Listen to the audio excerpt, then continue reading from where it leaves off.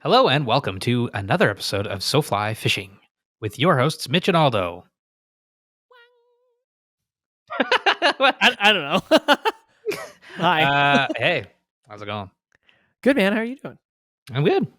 I'm a little sleepy here. It's dark at 4 o'clock now, and it's cold and rainy. But 'tis the change of seasons. November is upon us, and yeah, we're in the thick of the cold weather, fall-y fishing season. Of course, we're getting out fishing soon. We can talk about that later. But yeah, I'm good, man. How you doing? I'm good, man. I'm just fresh from Vancouver. That's right. I had a little wedding in Vancouver. Mhm. But I will mention, I mean, we'll get to this later, but visited a few fly shops while I was there and great times, great fly shops. Of course, Yeah. we've had Jill Steele on the show before. And so we've talked about. Oh, right. You these saw fly Joe. Oh, shops. well, yeah. That's right. We'll talk. We'll talk all about We'll it talk about later. that after the interview. Yeah, but it's good. Dude, like I came back, it was raining there, but I came back to rain here, which got me really fired up because Well, that's there's been good. no rain. And Very dry, yeah. And so Of course, we need rain for the steelhead season here, the Great Lakes steelhead season. Absolutely. Yeah, so excited about that. Mm-hmm. Let's start with the community updates. What the heck is going on in our fishing world? Okay, well, this is coming out November 15th. It's November 11th right now, which Yeah, Remembrance Day. I don't know if I say Happy Remembrance Day. Yeah, but I don't know. a shout and a Happy Veterans Day. I don't know if happy is the right word, but for everybody observing Veterans Day and Remembrance Day in the States and here in Canada, Yeah. Shout out to our veterans. Yeah. And a lot of them fly fish and absolutely. Thanks. Big thanks. This episode is for you. I don't know. Is that a nice thing to say? I don't know. I hope you like maps. Yeah. All about maps. But yeah. So anyway, it's coming out the 15th. Yeah. The big thing that actually we're going to go to this weekend is the Ontario Streams annual general meeting. That's right. At the Islington Sportsman's Club in Caledon. It's from 10 a.m. to 1 p.m. This Saturday, November 16th. And it's an annual general meeting. So they're going to go over what happened in 2023, 2024. Yeah. They're going to look ahead to 2025. And if we don't get a shout out for all the effing fundraising, I'm going to leave. No. Yeah, that's it. But it'll be cool because we'll see our friends. Andrew's been on the show, obviously. We did that day tripping video with them. Yeah. And Demisha is actually going to be a keynote speaker, which is really cool. That's awesome. We all know Ontario Streams is all about saving native species, and she loves the brook trout, so I'm sure there'll be a lot of talking about that. So that's on the 16th, which is really cool. I want to say that I'm going to look at the Ottawa Fly Fishers, as I usually do, because they always post their community calendar, which is great. I love that they do that. November 19th is their annual general meeting. So I think it might be if you're in the Ottawa Valley, it might be a good meeting to maybe reach out to them and be like, hey, can I attend to find out what you people do? Yeah. And so it might be a good, if you're not a member, to go. Yeah. And see if you want to become a member. If you want to get involved more at the Ottawa crew, you should probably go. Yeah. Yeah. And then this is your reminder. Because it's your annual general meeting, and Dr. Steve Cook from Carleton University's Fish Ecology Lab is going to be there to talk fish. Heck yeah. I bet Muskie will come up. Yeah. And then in terms of stuff around here, Drift has their educational series going. I thought you were going to say their annual general meeting. It's like, man, everybody's AGMs are. And it's going to be the SoFly AGM. But I know they've got this is November 15th. I know they're cooking up a Fishmas party. So just keep an eye out for that. I don't have details. Rad. But they want to do a Fishmas party. I know Rob's raring to do something, so he's putting something together. It's raring to go. Yeah. Awesome. Okay. That's community updates. You like that's a community. If you don't like it, go frig yourself. If you have something coming up, if one of your clubs, if it's something, I don't know what's going on, info at SoFly.ca. Info at SoFly.ca. Anywhere in the world, we'll mention it. There you go.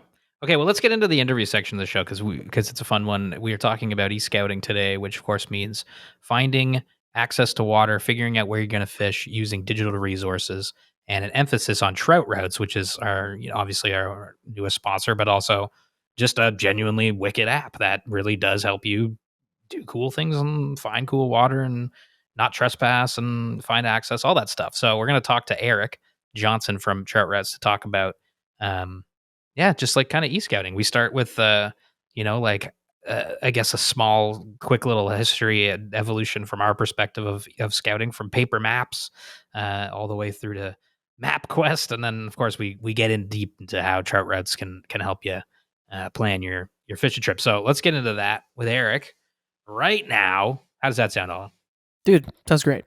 All right, Trout Routes, e-scouting, digital planning. Erik, right after these words. Erik Johnsen has been the community marketing manager at Trout Routes for the last 2 years, focusing on connecting the brand with NGOs, industry partners, and managing the ambassador team. He learned to fly fish in the driftless region of southwest Wisconsin, where he now lives with his wife and 2 boys. When he's not on the water, he's probably tying flies, chasing his pups around the back 40, and spending as much time outdoors as possible.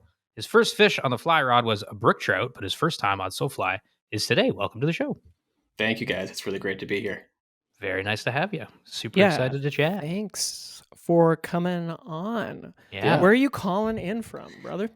So I am in the Driftless still, like Mitch mentioned, but I'm calling you tonight from the Memorial Library in downtown Prairie du Chien, Wisconsin. Awesome. And like I said just a moment ago, it is Lego night here at the library, and so if I get distracted, that's probably what's going on here in the background. Just building Legos. Building like fish You're out like, of you know what? Legos. Screw this fishing stuff. I want to build this pirate ship. Okay, well, thank you for calling in and going to the library for the better internet. That's much appreciated. 100%. Yeah. Thank you guys for being flexible. It's really great to be here. I know we've connected a while back, and it's really fun to be able to put some things together and join you guys tonight for a little conversation about maps and trout routes and fly fishing. What could be better? Oh, yeah. Yeah. Absolutely. I mean, we met, last January. Well, we met, in person, you and I, almost about a year ago at the Utah show. That's right. And would have been over a year ago. And then, of course, we all met at the Denver show in January, which was great. So, and if people haven't put 2 to 2 together, there's ads running on our podcast right now. And, Trout Routes is our new partner, which is great. Yeah, we're super excited. You're absolutely right. I honestly forgot a little bit about that Utah show, but you're right. We did connect way back about a year ago at that show and chat a little bit. And then it was really nice to run into you guys at the Denver show. We're excited to be back at the Denver show again next February. But, sick. Yeah, you're right. We're toying with the idea of coming back, but I think what we might do is go to one of the shows that are a little closer to home. Just to see what that's all about, You guys should come out, and then we'll just do some fishing before or afterward. It'd be pretty fun, too. That's what I propose. Yeah, it would be fun. It was a good time. I really had a lot of fun in Denver. Yeah, it was. Yeah. I remember it being very strange. Well, we talked about this on the Denver show, but I remember it was like empty. We were eating steaks, and there was no one around. Yeah, like Denver, the town itself. There was it seemed like nobody was in it. Yeah. Kind of rad. It was kind of rad. It was like, this is like a weird dreamland. But yeah. Okay, well, you're calling in from the library. Love that. You're in the driftless region.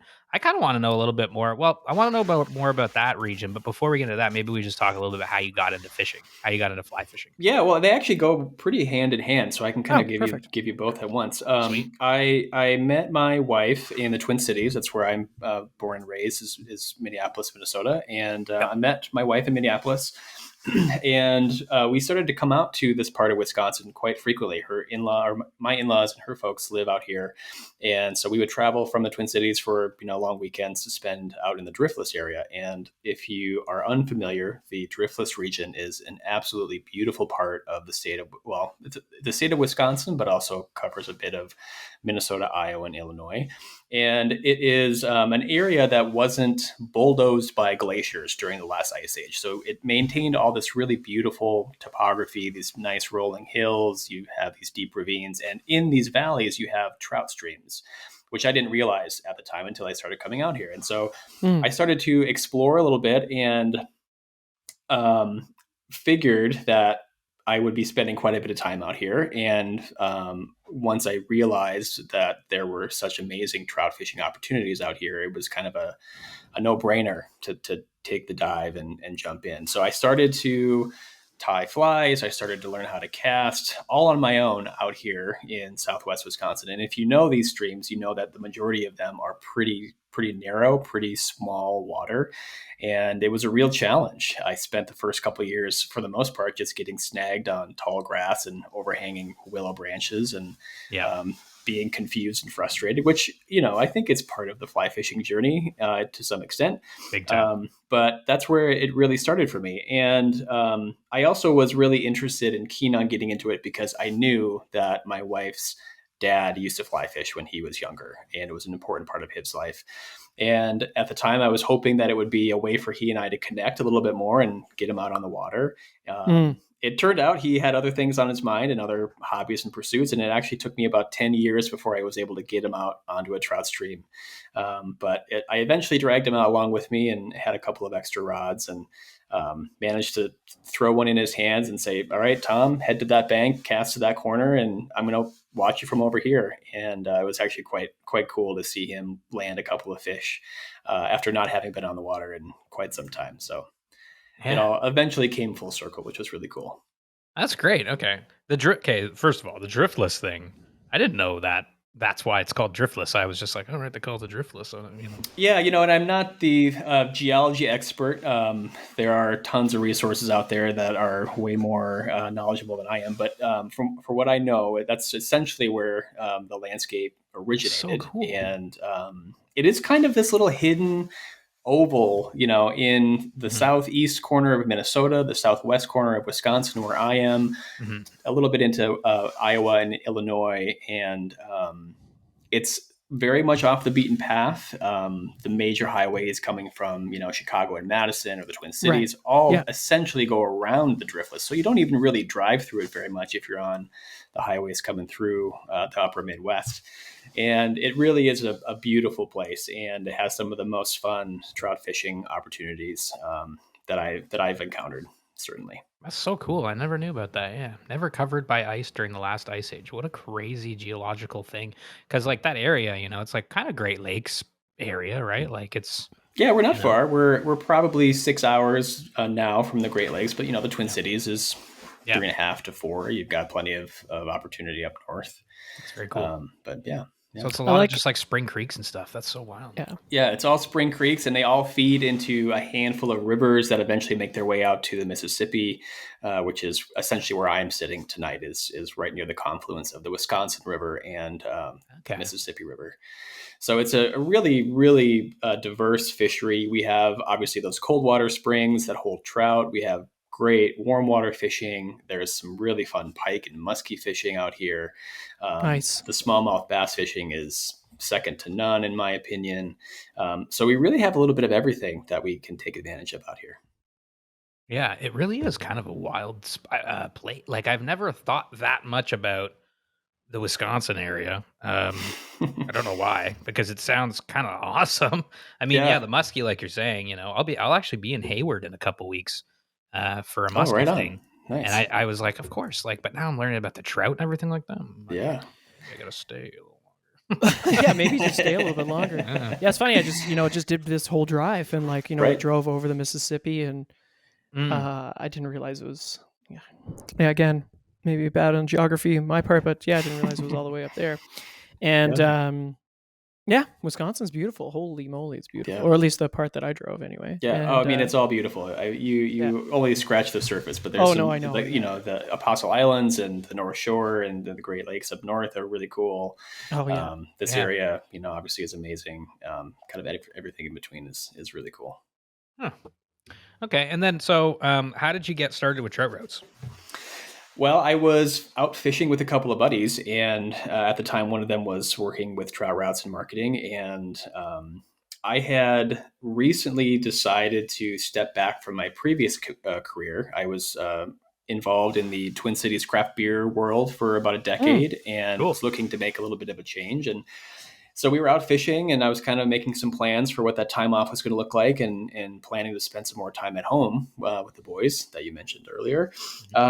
And he looked at me and he said, I've got this green light to hire for this kind of partnerships position. I think you'd be really good for it. And I considered it for like 30 seconds. And I said, yeah, you're absolutely right. I should apply.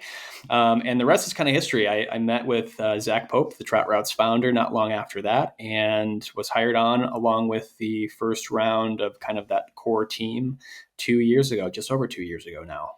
And it's been an amazing ride ever since. It's always cool when you can like turn your passion into, or something you love to do, into like your career, like that's such a special thing. Yeah, and I think it's a thing that a lot of people are chasing, but to be honest, I think to do it right, it has to be a good balance.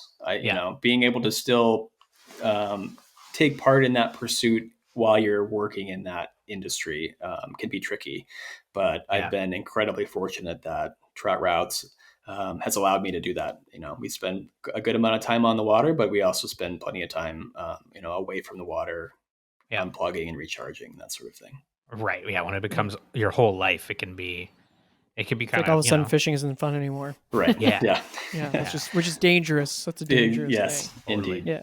Yeah. So you get to travel a lot too, then, with Trout Routes, right? Yeah, we do travel quite a bit. Like we were talking about the Denver show, we have spent a lot of time at those expos. We spent a lot of time in the last couple of years at a number of regional shows, spending some time out west and visiting fly shops and meeting folks in the industry out west, and really everywhere in between. And that's one of the things I really like about fly fishing is that you can, and even just if you're just fly fishing for trout, there are so many ways that you can do that to keep things interesting. Yeah. I mentioned the small creeks that I'm fishing for the most part here in the driftless. So that's kind of one pursuit. But you can get on some really big western water. You can get up into some high alpine lakes. You can fish blue lines in the mountains out east. There are really a lot of opportunities for you to explore, and I think that's one of the reasons that I've stuck with it for this long. Simply because if you get tired of one direction, you can quite often pivot and change to something else, and it's a whole other world in some cases. What's been your fave spots to hit in your travels? Oh man, we were just out in Bozeman for a work retreat, and we had a chance to fish the Gunnison, which was really fun. And I actually had a chance to fish the Gunnison and then the East Gunnison, and to see kind of the differences between the two. When we were out east of town, that was a little bit more familiar to me. It's a little bit smaller water, and so we had fun kind of picking that apart. But then, you can't really go wrong with any of those big western rivers. Just being in those valleys and seeing the mountains behind you, and seeing the sun come up over the rocks is just amazing. Yeah, for real. Yeah, so definitely a super special place. I mean,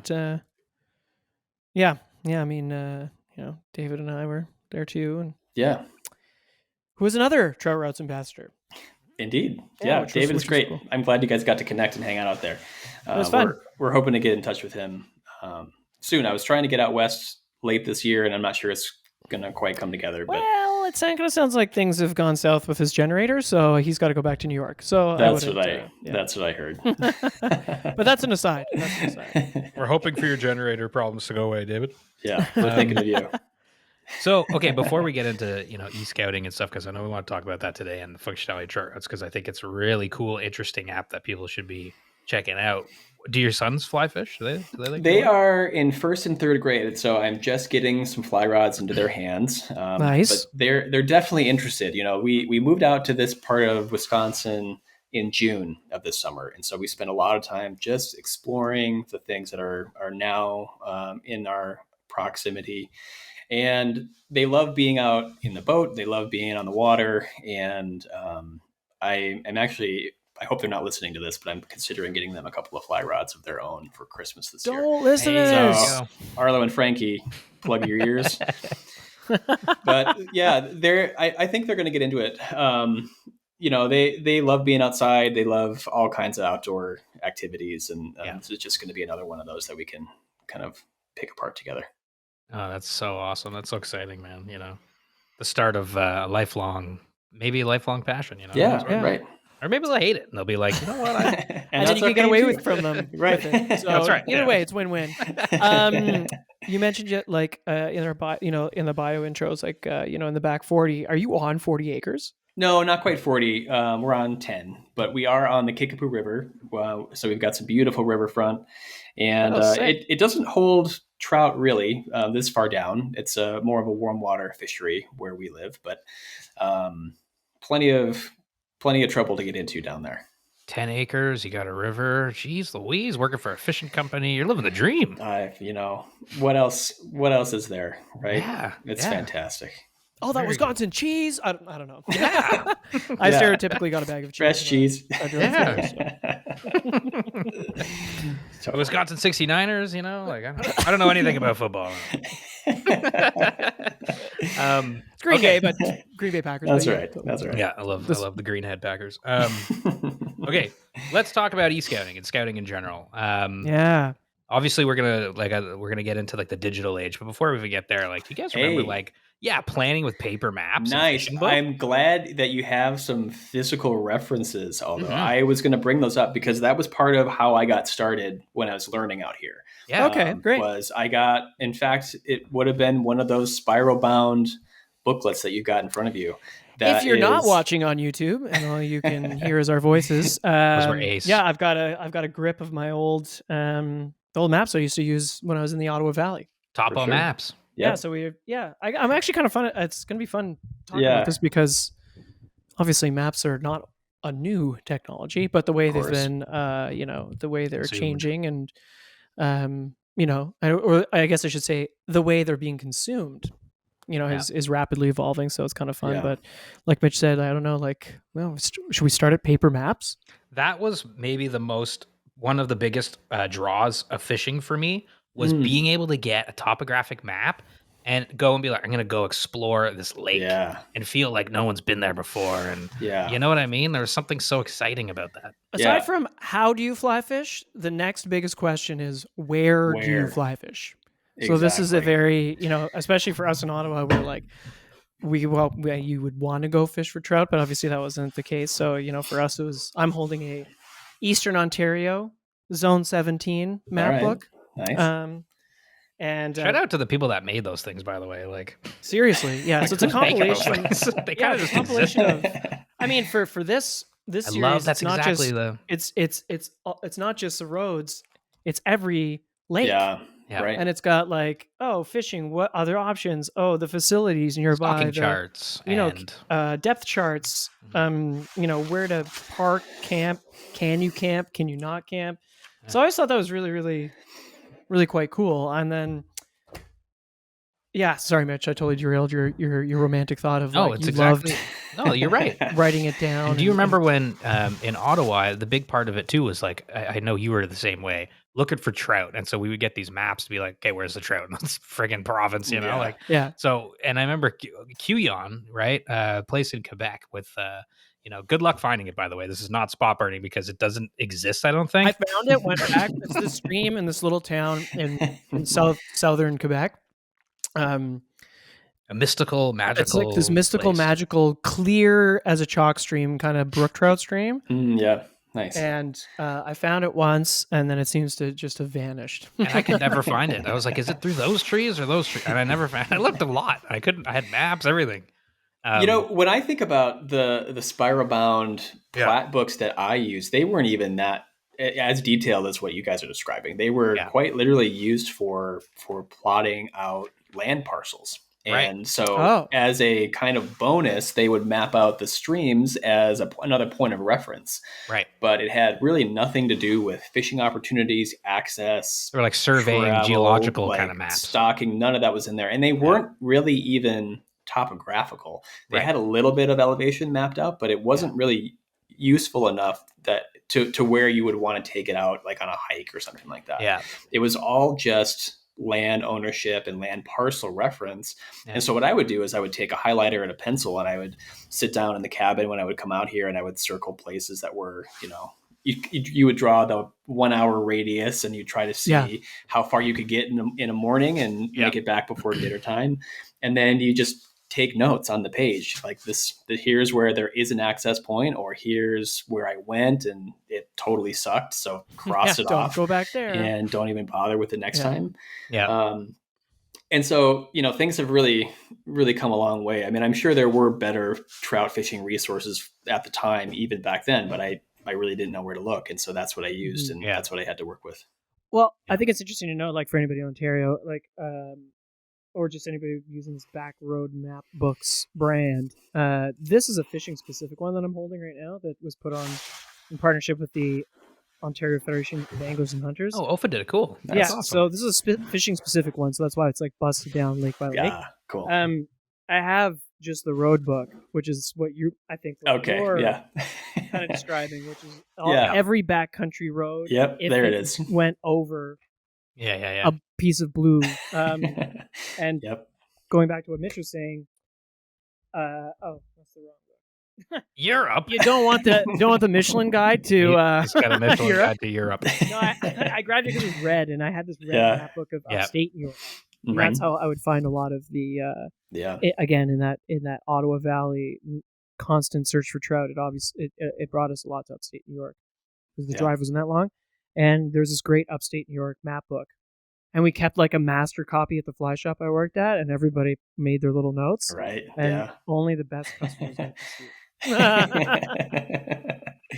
Right. If you bought a dozen flies, then you got to take a peek. A dozen. Which is cool. And then so I don't know. Like I think like it was a lot of. It was a lot of failure. I think that we just mentioned. You get to a place and it doesn't have the access that you thought, or the water doesn't look the way you think it should. I'm not sure that e-scouting is ever going to get rid of that, which is kind of fun. It's like a little bit of a mystery. You still have to like go to the place. What I do like though about the e-scouting perspective is that you have all of these other resources now at your fingertips that help you maybe get a better idea of what that water might look like. But it also kind of helps you, just get a sense in general about the area that you're heading into, and maybe inspire you in some way that you might not have at your fingertips otherwise. Well, it's sort of just like, I think like, it was like, I'm just looking it up around 2001 when Keyhole came out, like the satellite map of Earth, which you're like, whoa, I can see the whole Earth now, and you're like going to Egypt and you're going to like all these things, and it really like unlocked, and you're like, wow, I can see satellite imagery of the world. Of course, Google bought it eventually, made Google Earth, and then now, we've got maps that we can just pull up eventually on our phones, and the digital scouting is like really transformed the way we can learn about where to fish, which is, I guess, this e-scouting thing we're talking about now. Yeah, exactly. And I also think that there have gotten, things like access has become such an important issue, not only from an access perspective and wanting to maintain access, but also from a safety and, trespassing perspective, making sure that you're on water that you can be on. And so why not set yourself up for success? Right? Like we have all these resources out there. Why don't we bring them together into a single platform and try to figure out ways to make the most of the data? Yeah, that's a really great point. Actually, I don't know what other people feel about this. So sorry if I offend anybody, but our resources aren't great here in Ontario, like that the ministry puts out in terms of like, they can kind of be convoluted, especially this time of year when we are in extended season. Sure. Certain sections of certain rivers are open, whereas certain sections of other rivers are not open. And it can kind of be sometimes confusing, especially when you're in Toronto, for example, like even on some of the rivers, they'll be like, the south side of Highway 2 to, and I'm like, I've never heard of Highway 2 in my life. And then you look at between 3 and 4, it's like Dundas Street. And you're like, oh, yeah. It's like, this terminology differently. So, I think paired with, certain apps like Access, Access is probably the thing that I'm most concerned about. If like I show up and the water doesn't look, fine, whatever, I'll just go home. But like, Access can get you, one, like you said, safety. Well, you also don't want to piss anybody off. Yeah. Too, right. Well, you can see how something like trout routes could become like, it's more than just something that you use for, planning a day or scouting. Like it become like a really good tool for organizing information. Like that's a lot of information, the province of Ontario, for example. Like you said, Eric, like I used to write notes. Like, Yeah. and only I can read my own writing. So it's like, it's hard to, it was like a hard thing to, consolidate all that data. You're like, where did I put that, sticky note and whatnot. Yeah. That's interesting, Mitch. 2001 is when satellite Yeah, it happened. was. Eh? I was trying to remember the name, so I googled it, and it was Keyhole. Maybe there was something before that, but I remember Keyhole. It was like Google Earth 1. Like they were like, "Here's the Earth," and you're like, I was like, "What the heck is this thing?" That was crazy technology. Like this is like before YouTube and stuff, right? Like this was like, the advent of the internet for a lot of people. I can absolutely remember downloading that first version of Google Earth and just scrolling around to everywhere, every landmark I could think of, and seeing what it looked like from that satellite view. I remember how cool that was. So cool. But yeah, the ideas that we're talking about is really like those are the origins of trout routes. That's exactly what we set out to do when this all came together 4 or 5 years ago. And in fact, it came about to help find and pull together resources for the driftless area. So it really did originate here in the upper Midwest. And our founder was a fly fisherman and wanted to find a way to pull together things like Google Earth satellite imagery and maps of the streamlines, as well as regulation and season or closure information. Right. But the other thing that was really, I think, a motivating factor was that Wisconsin in particular has a lot of easement access where private landowners have granted permission essentially for anglers to cross their property to get to some of this trout water. But the problem is a lot of that information is buried or it's sort of hidden within these county libraries, or they're in Trout Unlimited newsletters or smaller publications where they announce it once and then it doesn't really show up again anywhere else. And so he was having a hard time finding maps for this kind of stuff and figured he might take a crack at mapping it out himself. And so speaking of that access, that's one of the real keys that we've been trying to help people with is providing all of that additional information that you might not find very easily, or you might have to really dig deep to track down. But what's cool is once you have that information, you can find exactly where those boundaries are. And then speaking to e-scouting, that's kind of one of the areas that I like to start out with is I might have an idea in my head of where I want to go. Maybe it's just a small town name or a city or something like that. But then the next thing that I'll look for is matching the maps of the streamlines with the public and private land boundaries, and then toggling on some of those fishing easement access data sets to see exactly where the fishing access is going to be. Among all of that, fishing access, we also show you points, those dedicated fishing access sites. So those are going to be things like those gravel pull-out parking lots. They probably have a sign with some fishing information or regulation information posted to it. A lot of times they're also habitat restoration sites so that you can see a little bit about what the habitat restoration projects have been or what to expect at that point of entry. It's crazy. Like I'm just trying to wrap my head around the technology of it all. I know it's like the coding of it all. No, oh God, it's a lot of work. Like success rates. Like, is there ever a thing in it when someone like pulls up a spot and it's not what it was in the app, or like how does the we are going through the data very regularly, and we have the flexibility to publish updates more or less in real time. It's what's really cool about this kind. I mean, speaking about just the level of where the technology has come, you can now see those updates, as soon as they get published somewhere, so we can grab that data. You don't have to wait for the next year's publication of that spiral bound, print booklet to come out. You could see it on your phone in real time. It's so wild how far technology's come from the paper copies, top of maps we've seen, to being amazed at seeing the Earth on your web browser. Don't forget MapQuest. That little MapQuest in there for the for the OGs, and then to now where like you say, app-based things, they're like instantaneous. So maybe you touched on a few things, but maybe we just start at like what is Trout Routes and how does it help people? 100%. So Trout Routes is mapping software for moving trout streams, moving trout water. We're based here in the U.S. We have maps for trout streams that cover the entire lower 48, and it's quite an exhaustive undertaking to get all of those lake or those rivers and streams mapped out.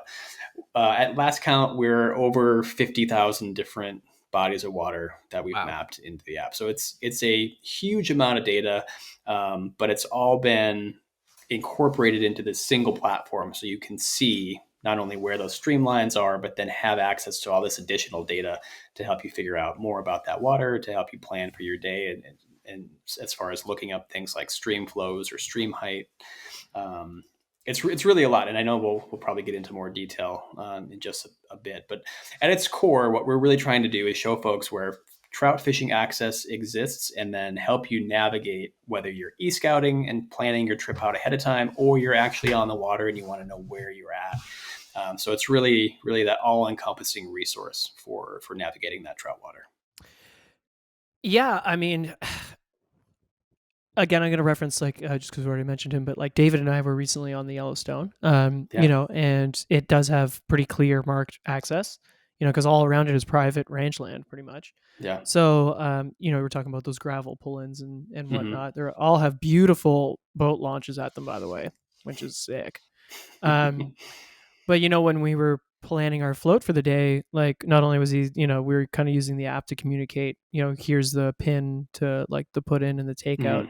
And then, another tool that you guys have, which I love, was the river miles. Yeah. So we could definitely see how long the float was going to be. And then while we were on the float, we were like, at midday, we're like, how floats go in the beginning. You're like, you think you're covering all this water. And then at lunch you look at it and you're like, oh shit, we're only 10% into this thing. 100%. We better stop anchoring. So, from that perspective, especially because like it gets dark soon these days, we were like, okay, we need to like not anchor and just keep motor in here. And so for like, even on a safety, side of things, like you could like, and if you are floating a lot, if you're people that use rafts or canoes or whatever, it is quite handy to keep track of where you are and how long it's going to take you to get back. I thought that was really cool, like use of the super neat of the app, which I didn't really kind of realize until David showed me. Yeah, that's a really great point. There is an awful lot, and some of it sometimes is a little bit buried in there. But if you spend a bit of time kind of poking around, you'll uncover all kinds of resources just like that are going to help you on the water. You made a perfect case for how you might use trout routes to help you plan a float. But I also want to make sure that folks know that you don't need a boat to use or to be successful with trout routes. One of the things that I think is really great is that you have all of this water mapped along with the public and private land boundaries. So you can 100% use it to plan out a walk and wade trip to just about anywhere, using the same sort of tactics where you're obviously identifying a body of water, finding those access points, but you could also use that river miles calculator to maybe say, I think I'm going to walk 3 miles. So how far is that going to be? Drop a pin after you've calculated that distance, and now you've got some reference points when you're out on the water. And if you have planned enough in advance, you can download those sections of maps to your phone, so you can still use them even though you might be outside of cell service. So you can really use it as that navigational tool to know how far you've gone, how far you're headed to, using those markers to drop pins of points of interest. And using it very similarly to how you might be taking notes on that hand or that paper map. So it's incredibly versatile, or like a GPS, and using it like a GPS device. Absolutely.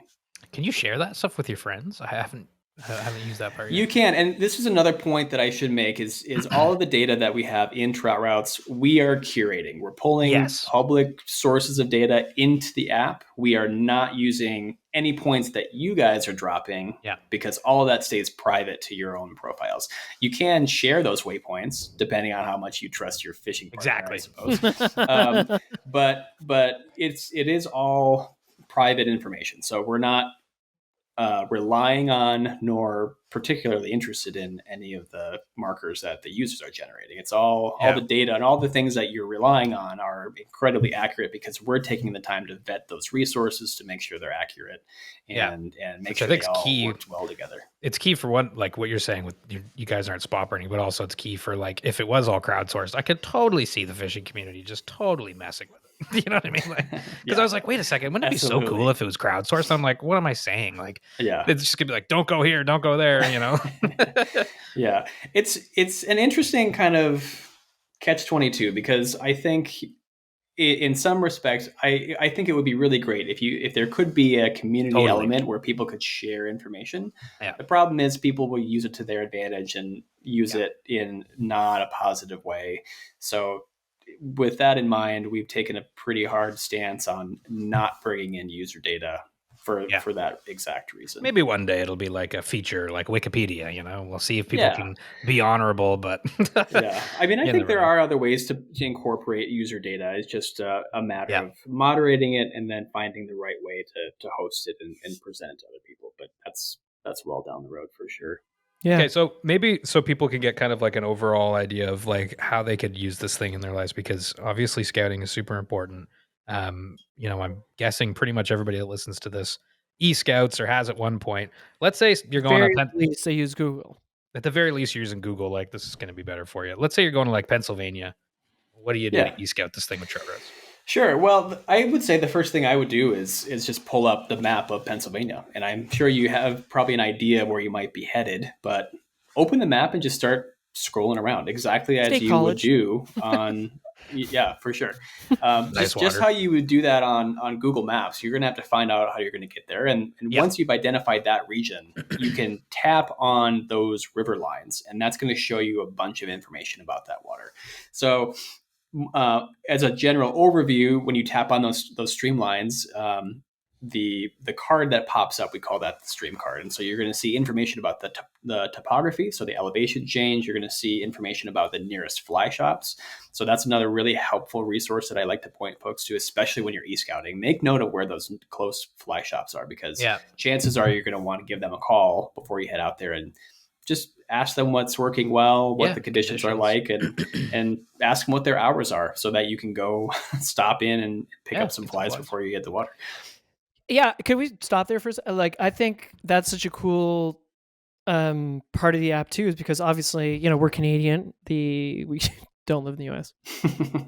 And we do a lot of traveling to the US, and I know a lot of our listeners do. In fact, most of our listeners are from the US, but the people that aren't, you know, we do, you know, go to New York and Pennsylvania and Ohio, you know, all the time. And this is a great way to find local shops, because I always love going to local shops and buying some flies and just seeing them. I like seeing fly Totally. shops. I think they're cool. Fly shops are, and I think forever will be, the backbone of fly fishing. You know, I think one of the great things about the sport is that every area and every region has their own kind of quirks and their own, you know, little things that set them apart from other regions around the country. And the folks that are at the fly shop are the ones who are on the water all the time. They are the experts. They know exactly what's going on.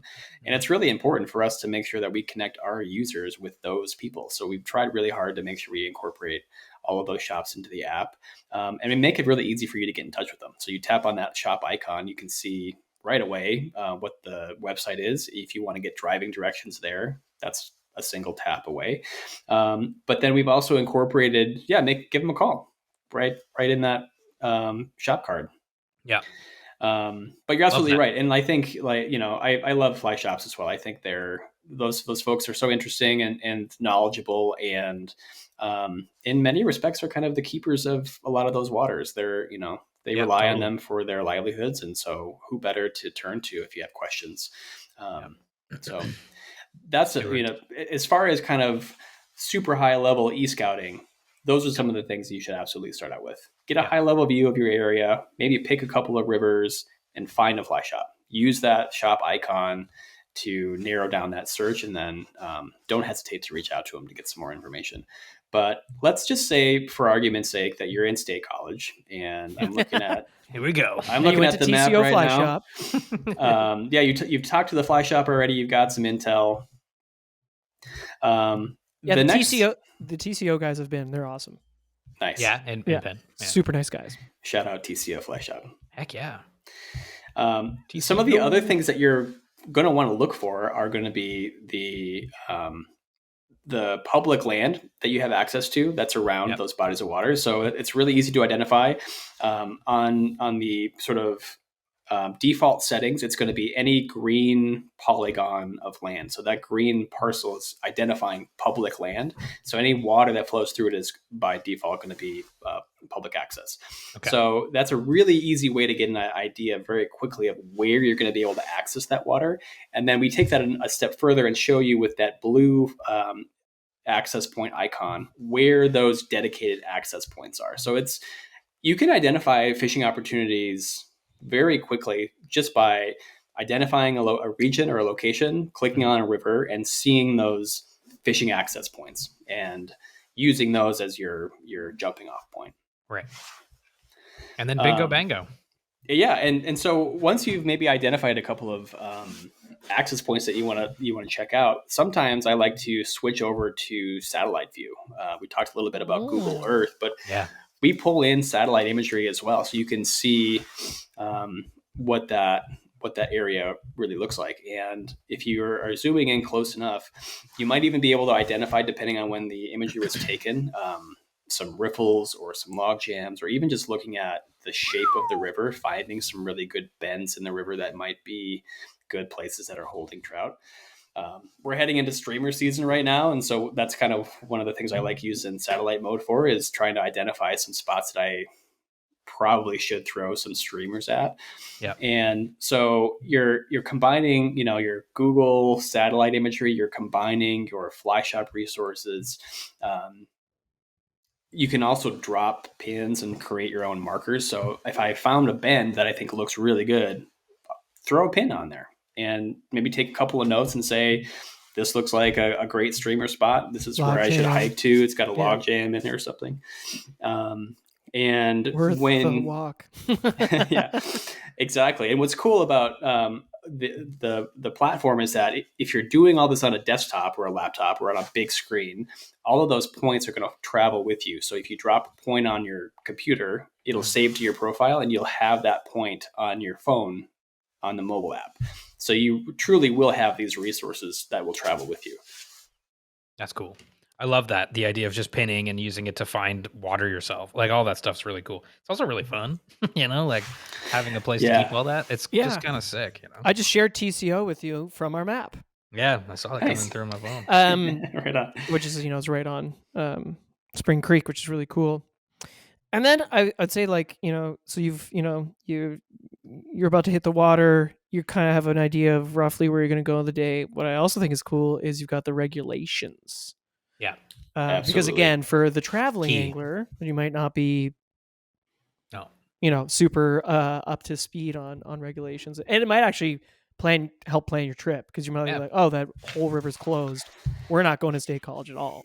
Totally. That's another really good point. And there are a couple of ways that you can find that information. So if you've clicked on the river, if you scroll through the tabs along the top, there's an entire tab called Access Laws that will give you some summaries about, in general, what the access laws are.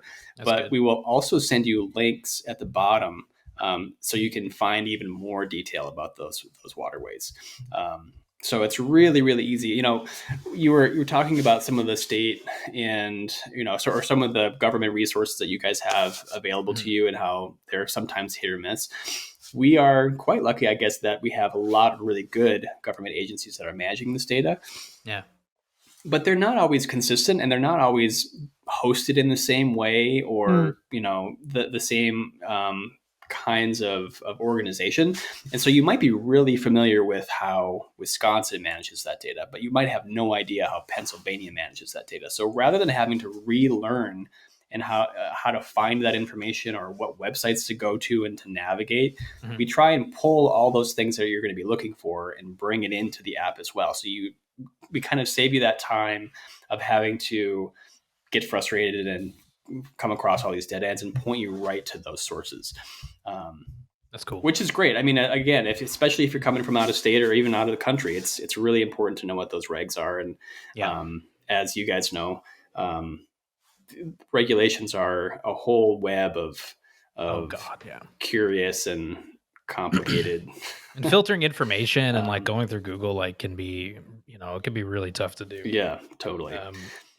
And you might miss it. And you're not even trying to like break the law, and you just end up breaking the law because it's like so complicated, So we are trying to do everything we can to help you avoid that. So the other way you can find that info is by changing and toggling the map layers that you have turned on. There's actually a whole regulations layer that you can use that'll help you get even more of a sense of that info as well. So if I do want to break the law and poach, I can just turn that off. Oh, that's right. Yeah. Mm-hmm. I can't help you there. That's how it works. Okay. The poaching layer. A few more kind of trout routey just questions that I have before we get into Mitchie's Fishies 5. You guys are in 48 states right now.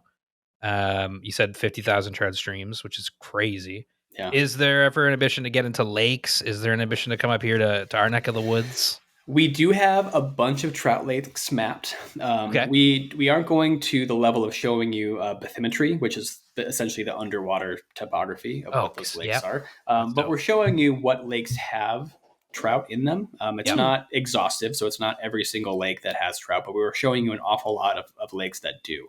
And you can find that as an icon in the filters menu as well. So we are starting to add more of that information. Cool. For sure. And it's again, that's a little tricky in some cases because depending on the lake, some of them are stocked and not all of them are holding trout year round and things like that. So we try to grab the ones that we know are going to have trout and show our users those lakes. And I mean, I guess push them in the direction as well. Cause I mean, a lot of those maps that we had back in the day were like, this was stocked in 99, and it's like, well, maybe, it's worth trying, Yeah. So in that case, if we have additional data about that kind of thing, we'll try to show you those links as well. That's cool. Okay. As far as getting into Canada or Alaska, they're certainly on the production roadmap. I don't expect us to get into Canada in 2025, but it's still on the table, and who knows? I think one of the things we haven't mentioned yet is we were actually acquired by Onyx Maps back in March, and so if you're a hunter, you probably are familiar with Onyx Hunt. But they have a whole host of other products that they have put out for off-roading and backcountry hiking and skiing. And there is an Onyx Fish that's in the works that's really focused on warm water. Oh, cool. And will likely be focused on the upper Midwest for the next kind of several months. But what's great about joining that organization is now we have resources available to us that we certainly did not before. And our ability to plug in updates and incorporate new data is growing every single day. Yeah, that's cool. I love that. It's super cool. Like we were using, like on the Montana trip, like we were using Onyx Hunt, to find, well, first of all, I mean, we already got into this, but like, man, the shared land access, like the block management areas in, kind of like you're saying, it's basically an easement land, rancher, landowner lets people hunt. Yeah. You sign in at the gate, they get a certain amount of money for, everybody per person using the land. It's amazing. But what was cool about Onyx was like, that's how we were using, that's how we were finding these block management areas. This is how, making sure again that we weren't on other people's land. And, oh man, it was an awesome resource. It doesn't help you shoot a bird, no, but it's a good first step. Right. Well, and we talked a little bit about spot burning and about where some of our data comes from. I think that's another important kind of distinction to make is we aren't showing you where the fish are, but we're showing you how to get there, and we're showing you how to navigate safely when you're out in the wild. The same way that Onyx Hunt is showing you where there might be these game opportunities and there is, or there might be access, but they're not showing you, exactly where the bird is going to be sitting on that particular morning. You still need to bring some experience and knowledge with you, and totally. And you just need to keep that. But to Mitch's point, like it's a great way or app or tool to be able to house all the information in one spot, because you'll go, you might be like, oh, you know what, actually this stream is like, but then the next one's like, oh, sick, so you can make your own notes and whatnot. Well, I mean, that's the great thing, like we said, just to bring this, I guess, full circle. Like the great thing about fishing is it is an adventure and finding new waters, and where there's a will, there's a way. Yeah. And I think just now the way is much bigger and better than it was before. But you still got to put in the boots on the ground and put in the legwork. Yeah, for sure. Yeah, which is great. That can't ever change. Yeah. Just on that note, Erik or Mitchie or whoever, do you have other like supplementary apps that you use alongside trout routes? I know I have a few, but I was just wondering if there's something like you like for example, like I love using the River app because it's real-time hydrometric data Right. to see if the river's blown or not, or like to see what the flows are at. Especially this time of year, migratory season, I use it a lot. I use Instagram. Like when someone posts a fish, I'm like, let's go. But yeah, no, it's a good point. You comment, yo, drop pin, bro. Where, when, how. Yeah.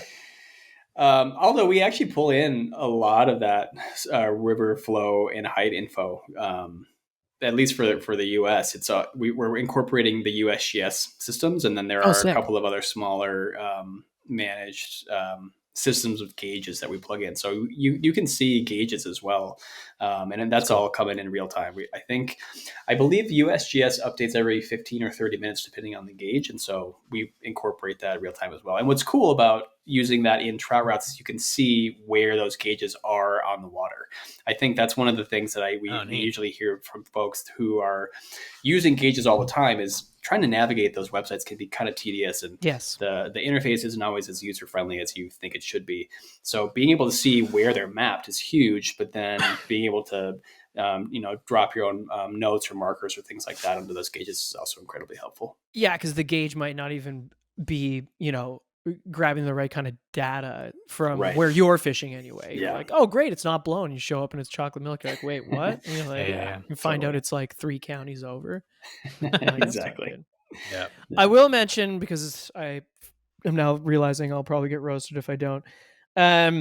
Or somebody has worked on it and like, what are you talking about? Fish Online is a great resource too for people in Ontario. It's a ministry website that has, again, every water body mapped. It's essentially, if you're watching on YouTube, it's the paper copies. It's this fishing map book. Just pull up one page to Lake Scugog. That lake is no secret. And if you see the page I'm seeing, it shows you the whole lake, its depth, where it is on a map. It shows you what fish are in it, when it's been stocked, what the regulations are, and that's an online resource for Ontarians or anybody coming to Ontario. It'll show you the regulations, and that's just Fish Online. Obviously, the ON standing for the province of Ontario. So I should mention that because that does exist. But to Mitch's point, the data isn't always up to date. It's like, especially if you're looking for stocking reports, they're not always up to date. And some of it is user generated that they're pulling the data from. Like you have the option to almost like be a citizen scientist and be like, oh, I was on this lake and I caught a, crappie or a smallmouth or whatever. And then the ministry just goes, there are smallmouth in that lake based off of that report.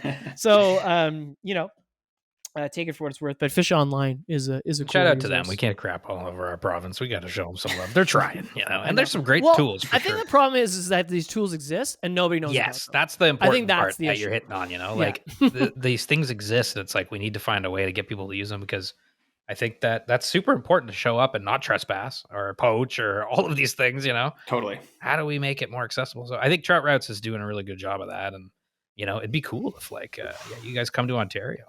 Kind of usher that in. Come on, hopefully. by. I'll put in another good word. Yeah, please. Okay. Well, should we Mitchie's Fishies 5? Yeah, I think so. I mean, it's almost been an hour, so yeah. I mean, there's so much you could talk about with e-scouting, but I feel like we gave a nice overarching recount of what we love about it, and maybe some tips for people, and also how to use trout routes, because it's a super cool tool. But Mitchie's Fishies 5 times. It's the same 5 questions we ask every guest at the end of every show. We're going to ask you them right now, Erik. The first is, what is your favorite fish and why? Favorite fish? I'm going to give the smallmouth bass a shout out. I know we're talking a lot about trout, but I love smallie fishing, and I've had some of the most fun days in a boat chasing after smallmouth, and they fight harder than just about anything, especially up here in Wisconsin. So going to give them a shout out. Also, I really like tying smallmouth flies and things like that. So I feel you. Smallies rock. If you could fish anywhere in the world right now, assuming it's going to be an incredible trip, where would you go and why? Ooh, that's a great question. I have never been to Alaska, and it's on my bucket list. And I know a bunch of folks that make some regular trips up there, and so that's been on my mind this fall for some reason. I don't have an area in mind necessarily, but I think just the idea of being somewhere incredibly remote is just really exciting and appealing. Yeah. I'll throw that out there. I think the entire state looks like a good fishing spot. So yeah, good answer. It's like, Grayling. Well, that's a cool place. Oh my God, for real. Okay, number 3 is what is one of your best or favorite fishing memories from over the years? Let's see. Well, I know I talked a little bit about this already, but I'm going to mention that afternoon that I managed to take my father-in-law out onto the water. The short version of that story was that I was out in Wisconsin for maple sap season, and we were hoping to collect and then boil the sap from maple trees and turn it into syrup. And the weather was not cooperating. We were all kind of standing around with nothing to do because there wasn't any sap, and we had planned for this whole weekend. And so we really had nothing else to do that Saturday. And so I think, much to his chagrin, I kind of shoved him in the truck and said, "We're going to go check out the stream. You don't have any excuses. I know you took time off." Yeah. And it was just really fun to see him, get the cast back in his hand and throw a line out and connect on a couple of fish. And, watching him light up like that on the side of the water was really, really cool. That's rad, man. Like how it's like kind of impromptu. It's awesome. Yeah. I also just really love helping people get out in the water and, teaching them, or trying to help them learn how to understand a fly cast and things like that. And so it was just a really fun teaching moment for me. Love it. Nice. Okay, number 4, maybe it's a little bit about that as well. Why do you fly fish? What keeps you going back out there? I really find peace and quiet when I'm out on the water. And I think, especially in these days when it could be overwhelming to be online all the time and to be in front of a screen as often as we are, unplugging and really trying to reconnect and let your brain sort of come back into equilibrium. I find that happens for me when I'm on a trout stream. I love that. You get like real human moments, Yeah, and they can be great teaching moments. They can be great solitary moments. You really have a whole lot of opportunity there, and I could go into all kinds of rabbit holes about the flies that I like to tie or the entomology that I think is cool and the geography of maps and all that stuff. But I think at the end of the day, it really comes down to just letting yourself kind of be, Yep, and totally. I really find that with a fly rod. Yeah, I love that. Okay, number 5, last bunch of fishy 5 is if you were a fly, what would you be? What fly pattern represents you best and why? Oh boy. That's a good one. I'm going to have to think about that one for a second. Please do. Yeah, there's no rush at all. I think I would probably be a rather traditional fly pattern. I'm not really out there necessarily, so I think I'd probably be something a little bit more traditional. But I think I would be tied with maybe some special color or something that's something in the material that's a little bit unique that makes that fly stand out. I really, really like tying flies, and I got way down the rabbit hole into kind of dyeing my own materials and things like that. Wow. And I think, cool. And maybe we'll talk about that on another podcast. But I think there's something really cool about that uniqueness to a hand-tied fly, or a fly tied by somebody that really enjoys that pursuit. So I think that's what I'd be. like maybe like a purple haze or something, like a dry fly. It's got that classic vibes, but it's all funky. But it's got kind of a unique color to it. Yeah. Yeah. I like that. I like that a lot. A humpy? A humpy? Like a maybe like a teal humpy? No, probably not. Way off. Okay, cool. I love that. No, I as far as like what the pattern would be, I don't know. That's a good question. Maybe some kind of like bait fish pattern, because I do like how active fly fishing can be. So I might lean a little bit more toward the streamer end of the spectrum. Got it. Okay, I like that. I like that a lot. The streamer man. Groovy brother. Thank you so much for coming on, man. This has been a lot of fun. Hey, well, thank you guys for having me again, and thank you for letting me riff on maps and geography and all that fun stuff. It was a blast. Yeah, I mean, it's like I think e-scouting wise, like if you're fishing, then you need to plan how you're gonna fish, and you should do trout routes and go out there and save your spots and find new spots and explore the maps and not catch anything and get frustrated, do it again, and that's all a part of the fun. Absolutely. That's absolutely try new right. water. Yeah. Try some new water. Get outside your comfort zone, but feel confident when you're doing it and have fun. Yeah. Now is the time to plug anything you want to plug. Is there anything you want to say about Trout Routes? Where can people find the app? Yeah, absolutely. I would send everyone to troutroutes.com if you want to find some more information. If you want to check out the desktop version, it's maps.troutroutes.com. But you can find us in the app store of your choice. And give me a follow on Instagram if you want to hear more or see more about flies or trout routes back behind the scenes. You can find me at Erik Johnsen. There you go. And we're giving away 1,000 lifetime memberships for the first 1,000 people that email. Eric's like, no, stop talking. But our listeners can get 20% off the pro code. Yeah. It's SoFly24. Yeah. So go do that right now. And Erik, thanks again for coming on, man. Super fun. And next time we do it, we'll do it in person, and maybe we'll go fishing. That sounds like a great plan.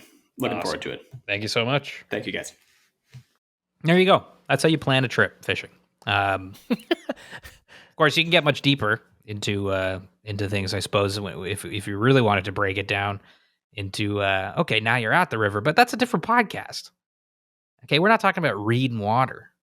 All right, we're talking about like, I'm interested in going to. We're talking about reading maps, brother. Yeah, I want to go to, I want to go to the States and fish trout, but I'm not from there or from that state. I'm gonna figure out a way to do it. Trout routes is the way to do it. You've heard the promo codes. Go get it. Go get yourself something. It is cool. It is a very cool app, and I like the ideas of saving little tips for myself. Because another thing I forgot to mention in the interview when we were talking to Erik was like, back when I started fishing, I had like a little journal. I'd write down like species and stuff when I'd catch them. A lot of the pages were like, "Hey, April's April's a sucker spawn on this lake now." And I was always hitting the sucker spawn. Anyways, I wrote a lot of notes about sucker. And but you can do it digitally now. And so I don't know. I like the idea of saving things in my phone, having little logs. But Trout Routes is cool. That was fun. It was nice to talk to Erik. Very nice fellow. Very nice fellow. Yeah, I think we'll have to. I would like to do an episode on the Driftless, but I would like to go fish there.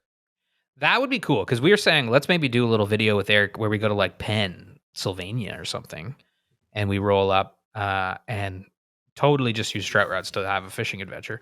But like, we can't really do Driftless because he knows it. But me and you can. But me and you can. Yeah, and I didn't know the Driftless was like that. I didn't know there was just like lots of spring creeks and there was no ice during the ice age there. That's so wild, like to think so much of the area around the Great Lakes is obviously very ice agey, carved out by glaciers. Yeah, it's really cool. Again, the only thing I know about Wisconsin is the Green Bay Packers. So got to do some exploring. Yeah, the Green Bay Packers, man. I love. You love those guys. You know that. I'm packing with the Green Bay Packers. That's what they say. That's their slogan. Joe Montana. That's a weird. There's one guy from Green Bay just playing. I hate these two guys. Just making fun of the Green Bay Packers. Honestly, well, I'm a Dolphins fan, so fuck y'all. I don't know anything about football, so don't come at me. But, You just got back from Vancouver. What are the fly shops that you went to? You went to Jill's fly shop? No, this time I didn't go to Jill Steele's fly shop, but I was there for a wedding. This was not a fishing trip. Yeah. But I was staying close to a few fly shops, so I was like, I'm going shopping. And I went to the Pacific Angler, which was great. They had a lot of. They're not just a fly shop, but they also do conventional stuff too. But they had a lot of flies from local tires, which I thought was really rad. Yeah. And so that is really cool. It was cool, and what was the shop called again? Sorry, the Pacific Angler. And they carry local tires flies. That's neat. And they were all like, how many different tires? I mean, I don't know. Probably like a handful. Like 40? No, probably less. 2? I'm gonna go with under 10. Okay, that's maybe still under really 5. But it was cool. Just I got some Stillwater trout stuff. Yeah. I got like some inspo flies, let's say. Cool. But I did get one zany fly. Oh, I gave it to Adis. It was a coho fly. It was like almost like a plug, and it was like a big tube with a ton of feathers on the back. But it was a tube fly. It was like a, it was a big popper. Sorry, oh my God, it was a big popper. But it was a tube, and I think it's going to be a great pike fly. But I gave it to Adis because you watched my dog. There you go. Yeah, it is a cool fly because it looked like basically a big cork, like not a cork, but bigger than a cork. Like a saltwater popper almost. Like a saltwater popper, tube right down the middle. So that thing's going to really move. But it was, again, water. It was from a local tire. I know Rob from Drift, he goes to the Pacific Anglers, and he was, checked it out. But then I went to Michael and Young Fly Shop. I was actually staying quite close to that. And I've heard good things about Michael and Young Fly Shop. Oh my God, the tying section's unreal. Yeah. Yeah, it's huge. I mean, the whole shop's great. But it's interesting, right? These like downtown fly shops are like coming from Montana or like, smaller, a lot of those shops are on the water. Yeah. And they're also a guiding thing. And, coming from Toronto, going to Vancouver, you get these inner city fly shops are kind of interesting because they're not on water. Yeah. But they cater to so many different types of people. Oh, there's Archie. Yeah, he's just screaming at the door right now. My cat in the background, like. And Michael and Young was awesome. There's a gentleman by the name. I'm going to shout Tim out. There's a gentleman named Tim. Okay. And he knew like Winston and Dopey and all those guys, and because I think he used to have I think he used to DJ as well. I think that's what he told me. Oh, nice. Oh, dope. And I was the only one at the shop at the time, and so we were just got to chat. Kind of got into it, yeah. They had a lot of jungle cock capes in various grades. Yeah. And again, I bought a jungle cock cape because I was like, oh my God, you got 5 of these in here right now? Yeah. I was like, lock your door, brother. Yeah. They're not always the easiest thing to find. There's no question about that. Archie's just on the microphone. Archie, Jesus. Jeez, oh my God. Now this is 18. YouTube's going to block us. Yeah, 18 plus now, Good Archie. Lord, Jeez, Archie. Put that thing away. Sorry, my cat's just sitting in front of the camera. Just with his butt to the camera. Yeah, we don't want to see that. All right, Archie, come on. That's cool, man. Yeah, so what shop was your fave out of all of them? I don't want to do that. Michael and Young. Jill Steele's shop, which is a little bit further out of town. I didn't get to this time, but I've been there. So yeah, that's a great shop. They're all great. They all have something different to offer. They all have something different. They're all super friendly. It's awesome that there's the type of community that can support multiple fly shops in one town. But Michael and Young was fun because it wasn't busy. So Tim and I, or at the time I was there, Tim and I, we got to chat, and it was cool that he knew so many Ontario people. He was like, "Oh, so where are you visiting from?" I was like, "Toronto." He's like, "You fished the Credit River?" I was like, "Yeah." I was like, "Have you?" He's like, "No." He's That's like, funny. But I know some guys that do. And then we talked about like Winston and Dopey, and because I guess Winston would come by often. Yeah. On his trips out west, and so it's kind of cool, like just chatting about all that, and there's always fun going, and they had some local tire stuff too, and it was just like nice buying flies you don't see all the time, which is why I like going to fly shops. Absolutely. And I think you're close my window. Oh yeah, you're good. Chilly. We were chatting on that show about, TCO and different fly shops and stuff. And it's fun going to different fly. You're wearing a Yellowstone angler hat. It's fun going and buying flies from local. Oh, did you get that focus? Yeah, get that. Sometimes it doesn't work so good. But yeah, buying from local fly shops. Yeah, because then you get a little inspiration for your own tying. You're like, oh, I never thought of that pattern that way. So I feel you. You and Adis went fishing. How did that go? It was good. If I watch it on YouTube, I'm just trying to toggle my camera because that'll fix itself. It was good, man. I caught 6 bass, and I was steelheading, so and it was warm out. It was kind of felt like summer, and it's November, so things are a bit odd, but it was really nice to swing again in a river that I love. And were you using your sage or the claymore? I was using my sage. Nice. Yeah, but I maybe bust out the claymore in the coming weeks here because it's a fun rod. I like casting that rod a lot. Smallies on the swing. Nothing wrong with that, man. Yeah, I got one really nice one. Dude, this is a steely for sure. It was a big old beaver, and some current. So I was like, this is for sure a steelhead, but it was a nice bass. Yeah. And of course my 13-foot 8-weight just kind of picked it up and put it in my hand, and I let him go. So it was fun. But yeah, it was fun. It was nice to go out there and swing again. But I'm stoked to go out this weekend. We're going out. Yep, Sunday. I'm stoked. Yeah, we're fishing with Josh from Courage Fly Fishing, who and a bunch of other people. But Josh is visiting some friends, right? So we're gonna go out with him, which is he's coming up on an episode. We're doing an episode with him. It's a little foreshadowing right there. A little foreshadowing, yeah. Got Josh coming on, talk about muskie. He's from the Ottawa region. We're from the Ottawa region. It was a fun little conversation we had. Yeah, I'm stoked to take him out around here. So yeah, I don't know where we're gonna go yet, but we're taking the boat out in a real way. Yeah, I'm excited to get the boat out. This thing is just not going to focus again. Well, let me tell you something about that, brother. You bringing the sandwiches, or am I? Josh said he was going to bring the sandwiches. That's right. I forgot about that. Yeah, he's going to be making lunch. Very fun. Very fun. Yeah, so I'm excited to get our boat out. Yeah, I haven't really had a reason to up until this week when we finally got some rain. Need some water for a boat to work. Yeah, I think I'm going to slide by the old garage one night this week and make sure everything's in. Give it a once over, Tom Rosen floater. Yeah, because we all love Nick Kennedy here on the show. But one time I went into the garage and there was a sink on the boat, so I was like, just awesome. make sure everything is. Yeah, I mean, a sink on the boat. That sounds like an upgrade. Hey, you already got the plumbing. Yeah, making some cocktails and. We'll make a couple. I think we'll have to make a couple cocktails on the water. I think. So yeah, it'll be fun. Cool. Well, hey, Bob's your uncle. Right? Yeah. How'd you know? You crazy son of a gun. Well, I think that's pretty much everything that we have to say today, isn't it, Governor? Archie is scratching the door. My camera's blurry. Everything's falling apart. So, yeah.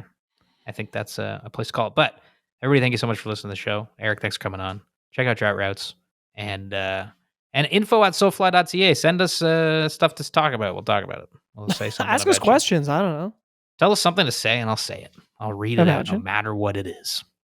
As long as it's not gonna sound bad or anything like that. I don't want to say any crazy swear words or just be ranting off about God knows what. But send me a little message. Hey, how's it going? And I'll read it. Actually, don't do that. I don't want to do that. No, do that. Do that. Okay, do it. No, don't do that. Just changed my mind. Thank you, everybody, for listening. That's it for me, Mitch Aldo. Happy swinging, everyone. Happy swinging. Hey. There you go. There you go. Happy swinging. Take care. Bob her down. I don't know. Comb your hair. Bob her down.